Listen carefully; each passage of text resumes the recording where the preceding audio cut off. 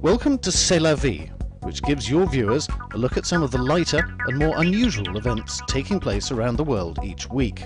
All video content is provided by AFP's global network of video journalists, offering reports on topics ranging from the arts, culture and lifestyle to the weird, wonderful and wacky, all with a human angle, making them relevant and entertaining for you. AFP has 200 bureaus in 150 countries around the world, with 1,500 journalists relaying news 24 hours a day. AFP has joined forces with Asia-based media company Quantum to create this exciting new programme. Hello, and welcome to C'est la vie, a look at some of the week's more unusual stories. This week we have polo-playing elephants in Thailand, and we go whale watching off the coast of Gabon. We look at the latest three-wheeled vehicles taken to the streets of Paris and watch the running of the bulls. All this, and much more besides, coming up on C'est la vie.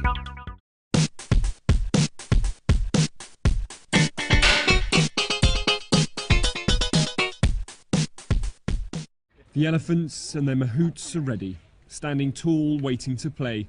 But before they can take to the field, they must be blessed to protect them before the match begins. We've been doing this ceremony for many years. It is to bless the elephants and ourselves before going into the jungle. This is the 12th year the tournament has taken place in Thailand.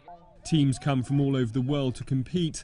There's the All Blacks from New Zealand and a team of ladyboys made up of transgender players from across Asia. It attracts polo professionals too, though they say this version is far harder than what they are used to. Well, the horses obviously naturally they move much quicker. The elephants don't actually trot, which was a surprise. We thought they'd run a little bit, but they just walk very fast. And as a result, the gait that they use makes it quite unstable. So your hand-to-eye coordination is quite affected on the approach to the ball, and of course it's much higher. The tournament has come in for strong criticism from some animal rights activists who say some polo-playing elephants are badly mistreated. But that's denied by the organisers, who say these elephants spend the rest of the year working in tourist resorts, and this week acts as a chance for them to be medically examined. They have a proper vet check, they're being fed, we look after them. If any of these elephants would not be in the condition or just not be happy to play, immediately retired, they stay with us for a week, basically a spa holiday in Hua Hin. The King's Cup raises tens of thousands of dollars a year for elephant projects across Thailand.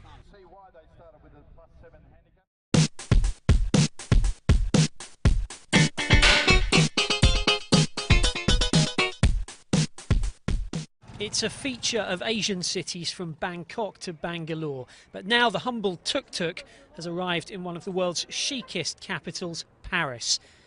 Motorised or pedal-powered tricycles like these have been plying the tourist sites of the French capital for a few years now, and the tourists seem to like it. This is slow, so we get to see everything properly. You know, it's not like a taxi or anything which is fast. It's slow, he's explaining, he's talking. I think it's nice. But while the customers are keen, the authorities are less so. Traffic police say there are no guidelines for these vehicles, which for the moment are being lumped in rather awkwardly with motorbike taxis. You don't need a specific license to drive this vehicle, but to take passengers on a motorbike, whether two-wheeled or three, you do need the license. It's just an ambiguity of the regulations. Tuk-tuks are also forbidden from parking on the road to pick up clients. That means most of them need to be booked in advance, which can prove difficult. We're not allowed to park, so we don't, but we're not even allowed to stop for 5 minutes to pick up a client without getting showered in fines.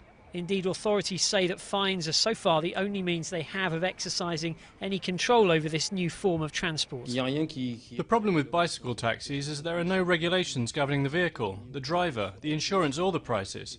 As things stand now, we have no regulatory framework to monitor this type of vehicle. They might not be in the French highway code, but they're increasingly here on the streets, taking good advantage while they can of Paris's 700 kilometres of cycle paths.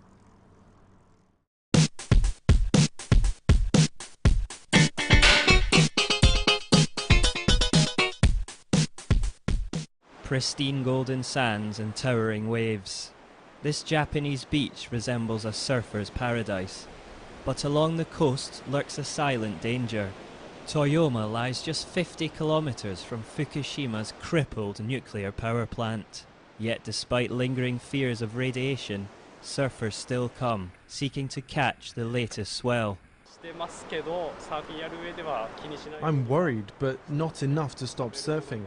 If I had to worry about what I ate or where I lived all the time, I'd be too stressed. I just try not to think about it. The plant went into meltdown in March 2011 after it was hit by a huge earthquake-generated tsunami. Operator TEPCO has faced repeated criticisms that it can't cope with the vast volume of radioactive water at the site. 300 tons of toxic liquid escaped in a leak this month. TEPCO says some of that liquid may have flowed into the Pacific Ocean. We as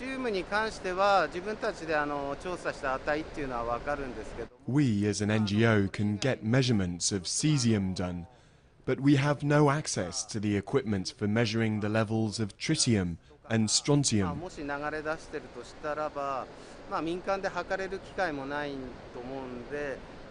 It's vital that TEPCO or the government releases regular and reliable data on the contamination by these isotopes.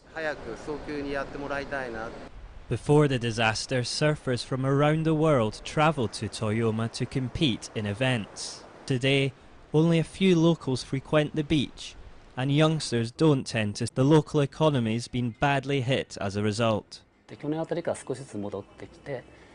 Since last year, surfers have begun to return, little by little. But compared to 3 years ago, my sales are down between 30 and 50%. Of those that still surf here, some say they'll stop if the situation at the plant worsens. But for others, the draw of the waves will always prove too strong.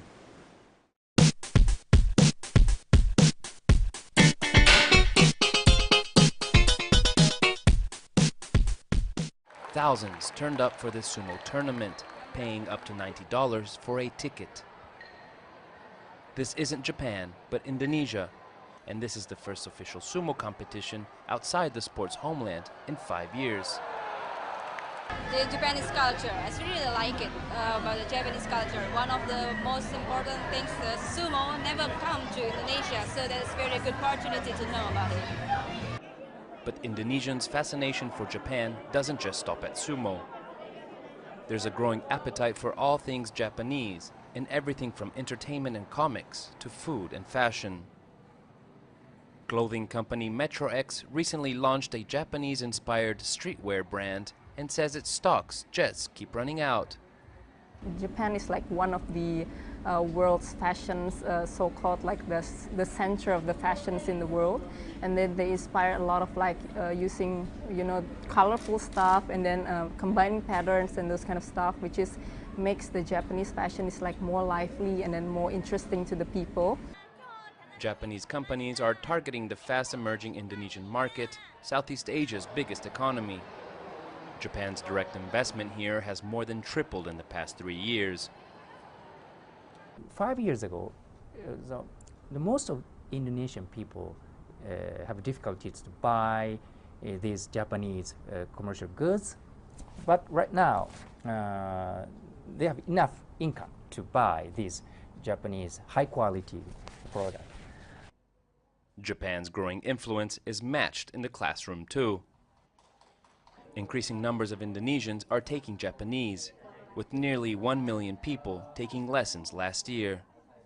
First, I choose Japanese because it is hobby, because I like read manga, watch anime movie.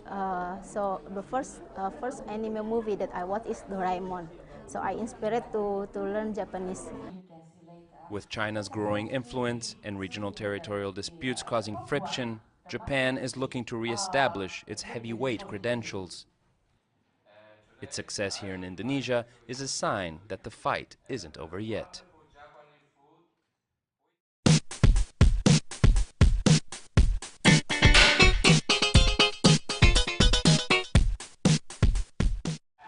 A dozen 1,000-pound bulls barreling down a quarter-mile track We're not in Pamplona, Spain, but in Petersburg, Virginia, where a tent-city American bull run kicked off. I hope that I make it, but if I don't, I had a blast anyway. Some 4,000 people took part in the event, wearing everything from goofy costumes to the traditional red and white outfit. They paid as much as $75 to participate. That's $75 more than the famous and free San Fermin festival. Also, unlike Spain's event, the bulls here are not trained to be aggressive, nor do they have sharpened horns, but they do have one thing in common: speed that can reach 35 miles an hour. I tried to keep up with them in the middle of it, and by the time I was about the 5th bull from the end, they were gone. Those guys can run fast. Organizers of the Great Bull Run saw the enormous price tag of traveling to Spain and decided to bring the event to a home crowd. But the risks involved are so high, every runner had to sign a 4-page waiver. It's a dangerous event. People get hurt. People understand that they get hurt. So when people sign the waiver, they say, I understand I could die or I could get very hurt, but I don't care. But that didn't stop Darius and Alan from signing up or from dreaming about running in Pamplona. We're going to Spain. We're going to Spain. This was a practice run. Practice run. And for those looking for the action without the danger, there's a Tomato Royale, a massive tomato fight just like the festival in Bugnon. Thrill seekers have plenty of time to check out both events. The final leg is scheduled in Chicago in 2014.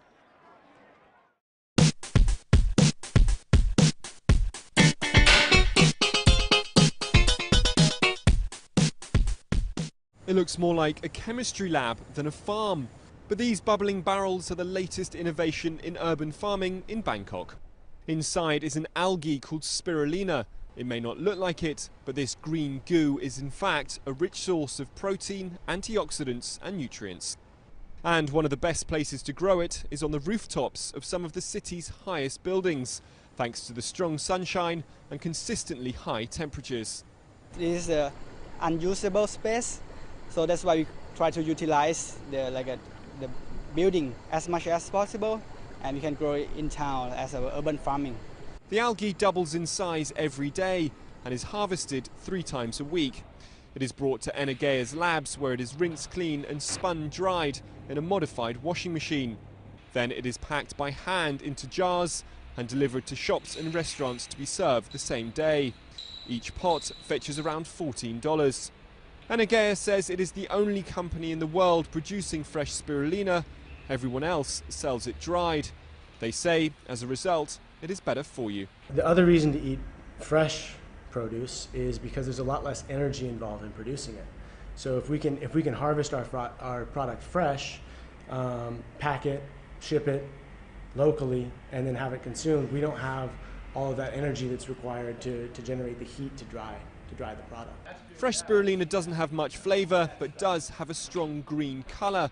And chefs around the city say they're starting to use it to make their food healthier and more sustainable. I'm looking at it as an alternative to animal protein. We can cut back on the amount of protein we serve that's fish or meat or something and incorporate spirulina for the additional protein source. So I'm looking at it as more of for a nutritional standpoint rather than a culinary standpoint. Health experts recommend people susceptible to gout and other diseases linked to uric acid should avoid eating spirulina. But for everyone else, there is no excuse not to eat your greens.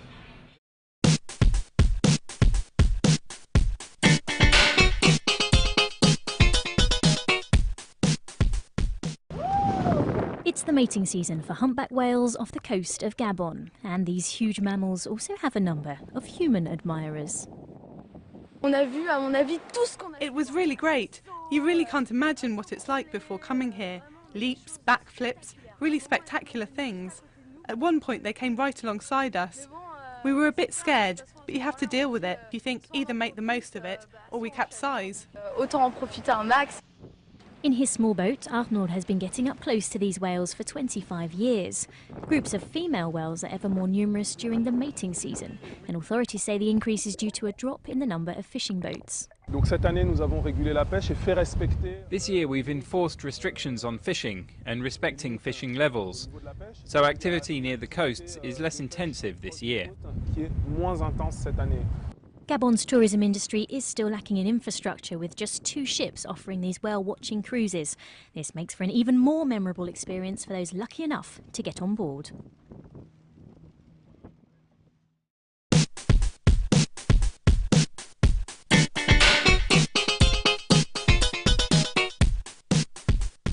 In a city as crowded as Paris, sometimes it feels like the walls have ears. And since 2009, some of them even have lips and noses too. Truck driver turned artist Gregos is the man behind the face that's become famous throughout the city. Today he's installing his 500th mask. With unrest stirring in Egypt, he decided to paint this version of himself as a pharaoh. The news is very bad in Egypt right now. I didn't want to give my own point of view, but that was how I felt about it. I wanted to express my feelings about these events. Though Gregos isn't in Egypt yet, his face can be found in various parts of the world like Japan, Brazil and the US. He's auctioned off his pieces and he'll have his own exhibit in Paris in the fall. But Gregos is more interested in what happens after he sticks and runs rather than the mask itself. When people see a face on the street, they will stop because something is coming out of the wall. They will either look at it from a distance or get closer to see the details, and some people will even try to understand why it's painted a certain way. And some people will even want to buy it. The face is now on sale at his website, with unpainted versions selling for up to €50. It's another way of seeing the world.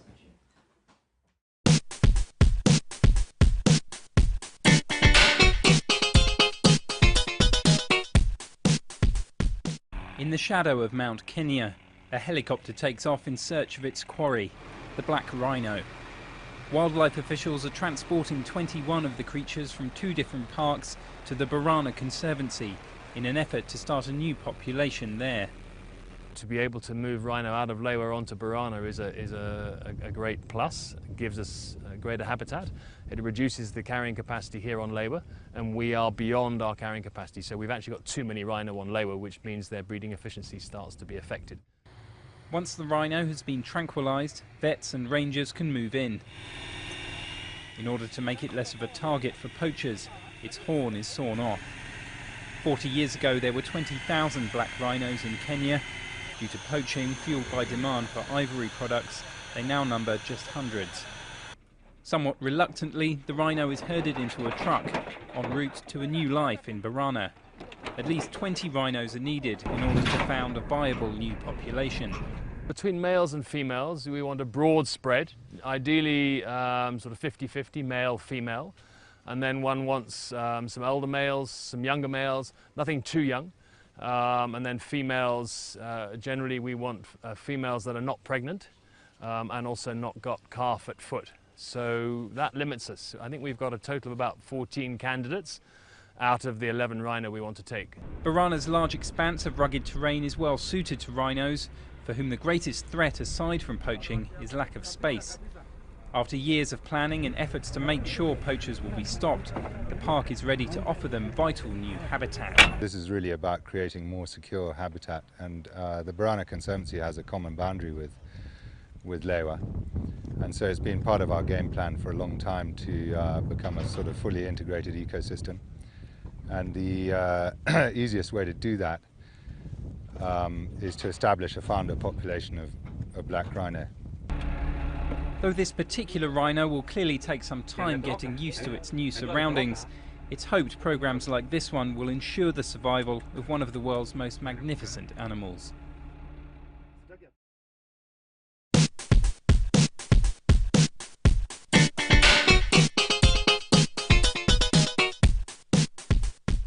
Chances are, if you behaved badly as a child in Iraq, you were warned about Salua, a ghoul or demon most known for her appearances in tales like 1001 Arabian Nights. Salua takes on many different physical appearances in different parts of the country. And now, thanks to this Iraqi filmmaker, she's taking on a new form entirely. I think most Iraqis have forgotten about her, but when I tell them about the Salua, they remember it and they all smile and are happy and remember their childhood. That inspired me to do actually that movie. To make sure the classic tale isn't lost forever, Furat Al-Jamil is making Baghdad Night, a 10-minute 3D animated film about Salua that is due for release later this year. Rawau Naimi is voicing the main character, and she has no qualms about playing the famous demon. All the people around me at home and outside call me Salua now. And to be honest, I like the name, and it doesn't bother me at all. Production by the all-Iraqi crew and cast has run up against considerable hurdles, from lack of equipment, funding, and space to sudden power cuts that can set work back by days. But the team is determined to push on and have found creative ways to deal with the difficulties. Zaydun Hussein is in charge of the film's score, which includes a version of Claude Debussy's Clair de Lune recorded on traditional Iraqi instruments. The equipment is available, but not the professional one. No, we don't have mastering rooms and mastering studios. Jamil has high hopes that despite trying to revive a folk tale in a country with pressing security and economic concerns, she will succeed in bringing Salua to new audiences. By drawing on details from the capital itself, Baghdad Night and its ghoulish demon Salua might bring an age-old story back to life in Iraq.